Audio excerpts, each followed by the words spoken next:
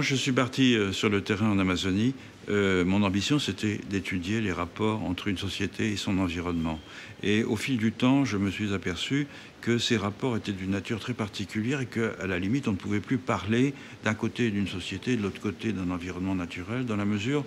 où les Achuars traitaient les éléments de leur environnement, les espèces animales et végétales, comme des personnes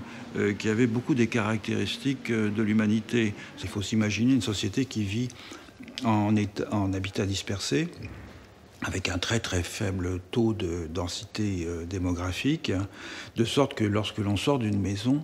on rencontre pendant des dizaines de kilomètres que des non-humains, que des plantes, que des animaux, et pas d'autres humains. Les humains sont rares.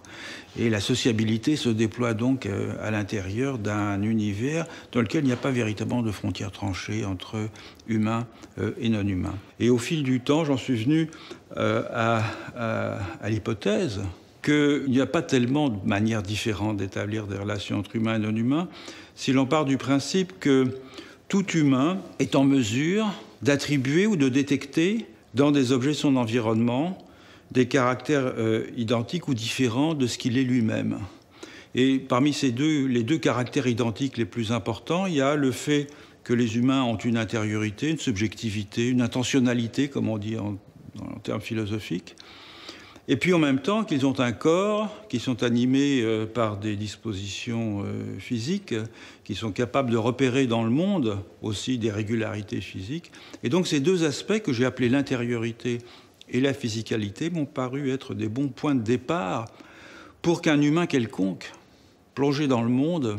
puisse établir des connexions, des contrastes, des relations entre lui-même et ce qui l'environne.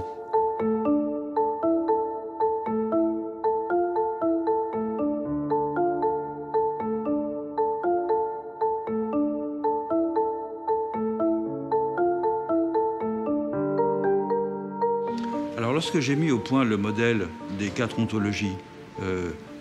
l'animisme, le naturalisme, le totémisme, l'analogisme, je l'ai fait essentiellement à partir de données textuelles, c'est-à-dire à partir des documents ethnographiques dont je disposais. Et je me suis dit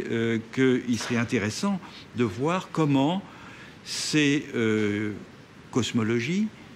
ces façons de repérer des continuités, des discontinuités à l'intérieur des objets du monde pouvaient s'exprimer dans des images. Et on en a ici un très bon exemple, puisqu'on voit ce visage inséré à l'intérieur d'un oiseau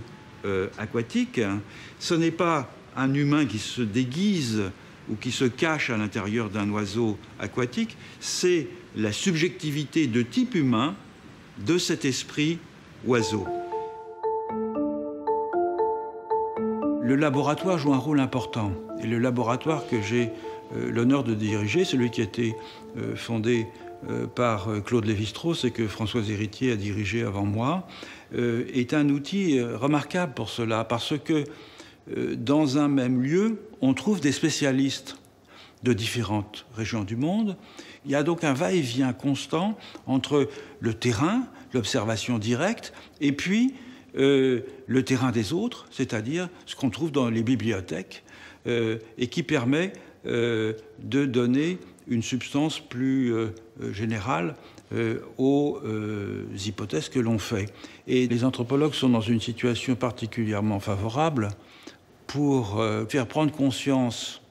à leurs contemporains que les choses changent et que, sans vouloir imiter ce que d'autres sociétés ont fait ailleurs ou à d'autres époques, le fait même que ces sociétés aient pu les faire, que ce soit si différent de ce que nous faisons nous, est une indication que notre futur est infiniment ouvert.